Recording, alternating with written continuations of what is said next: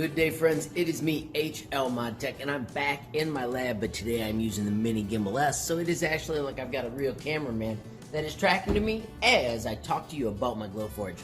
So friends, a week ago I told you I had connection issues and I got it solved with the help of the Glowforge people. I'd like to show you real quickly the best steps you can use to actually get help with your Glowforge. So my friends, let's get cracking.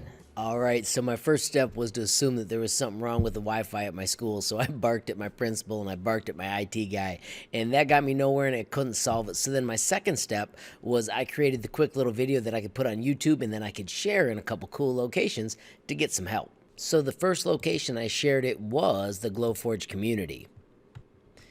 If you have not signed into your Glowforge community, you are totally missing out. It is full of experts. There are areas that you can put in your problems and support and just get help almost instantly. The other place I go for help is Facebook. There are many Glowforge user groups you can pick from. Once you have one, you need to be approved to be able to post. And then once you are, I was able to put in my quick question and video. So you can see here, I dropped this video in on November 17th. And seriously, a few moments later, I had all of these posts, including this special page that I'm going to put in the description that lets you instantly see if there are any incidents going on with the Glowforge.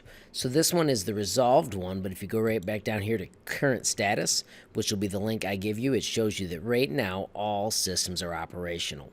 So once again, if you're stuck, make sure you run through the first, is it something wrong with my issues? And then also check this Glowforge status page. I will have that link in the description. Make sure you are part of the Glowforge Owners Forum, and there are actually many different Facebook groups you can apply to be in, and put your posts there and learn as well.